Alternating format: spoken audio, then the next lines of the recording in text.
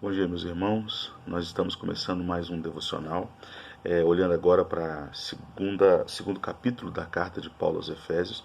Eu gostaria que nós lêssemos o versículo de número 1 até o versículo de número 3.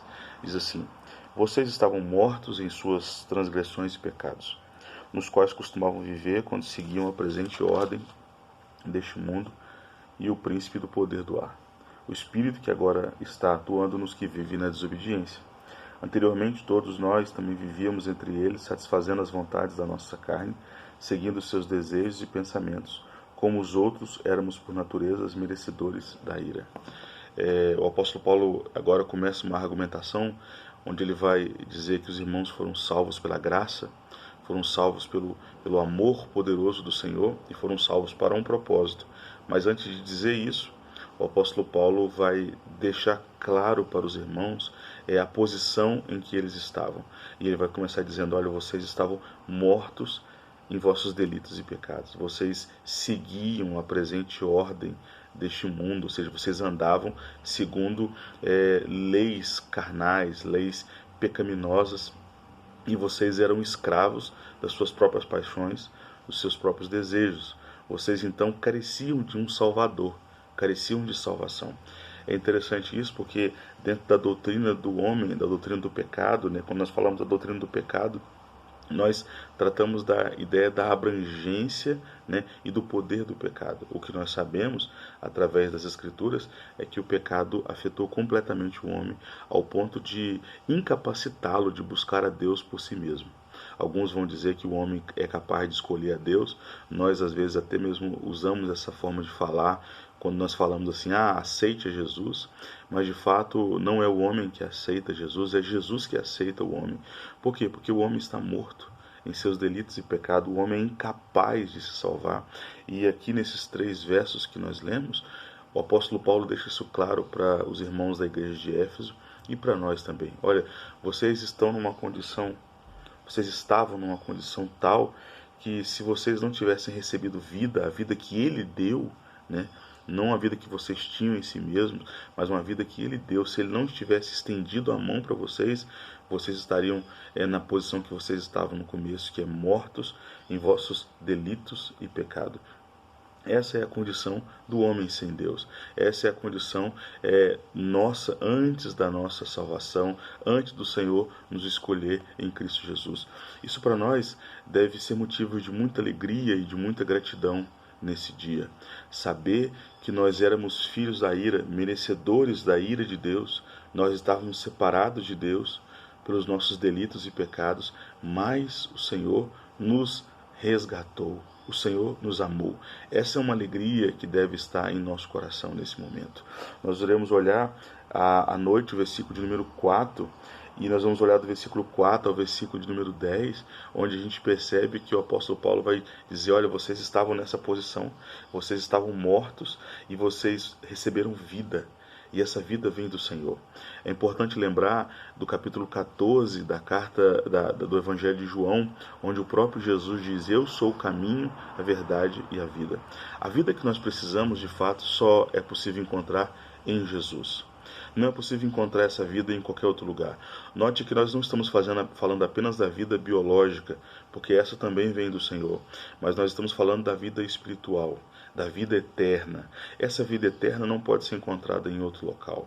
Eu sei que nós vivemos em tempos onde as pessoas buscam felicidades em muitas coisas à nossa volta, tentam buscar felicidades talvez em aparelhos eletrônicos, em um corpo perfeito, em uma saúde financeira, onde tem uma poupança bem grande, mas a felicidade não está nessas coisas. A felicidade não está nos nossos filhos, a felicidade não está no nosso cônjuge, mesmo que de fato a gente seja feliz com a família que Deus nos deu, mas a felicidade verdadeira só pode ser encontrada em Jesus, porque foi Ele que nos deu vida, foi Ele que nos resgatou.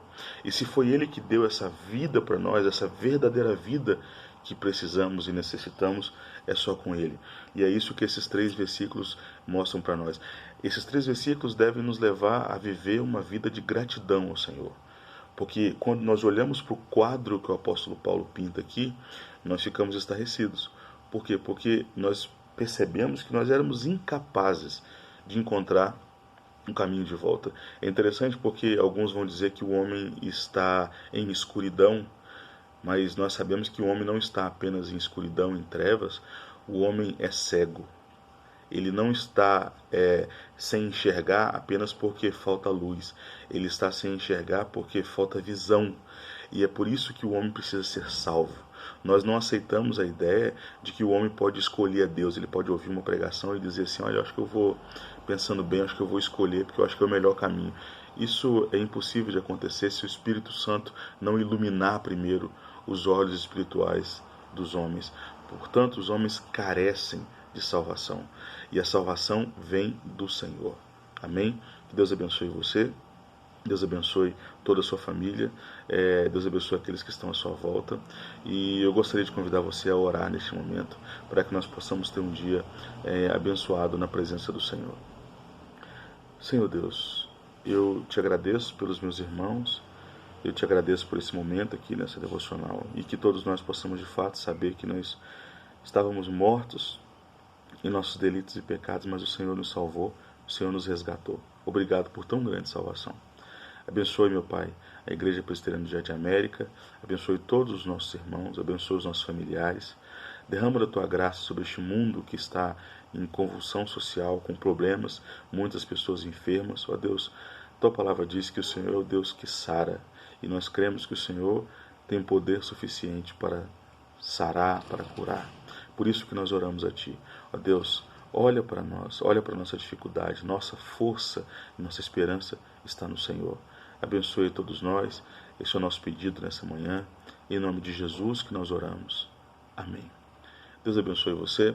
Não se esqueça que mais tarde nós teremos mais um devocional, olhando agora o versículo 4 até o versículo de número 10, onde Paulo vai dizer dessa tão grande salvação que o Senhor nos deu.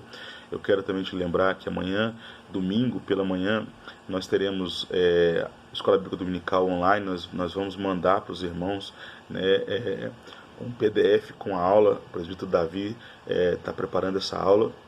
Você vai ter essa aula, você vai poder estudar em casa com a sua família, né?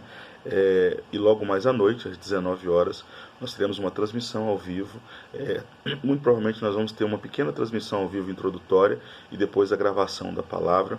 Nós iremos fazer assim, em virtude dessa instabilidade da internet, porque às vezes na transmissão ao vivo a internet pode cair. Então, para isso não acontecer, a gente vai ter uma pequena transmissão ao vivo no começo, né? E depois nós vamos ter uma pregação, né? Nós vamos colocar o link para os irmãos da palavra. Eu irei estar ministrando para os irmãos Josué capítulo 1, versículo 1 ao versículo 9, onde Deus anima o seu povo. Deus anima e fortalece o seu povo. Então nós iremos ouvir sobre essa palavra e assistir sobre essa palavra amanhã. Amém? Deus abençoe a todos vocês e tenham um excelente dia na presença de Deus.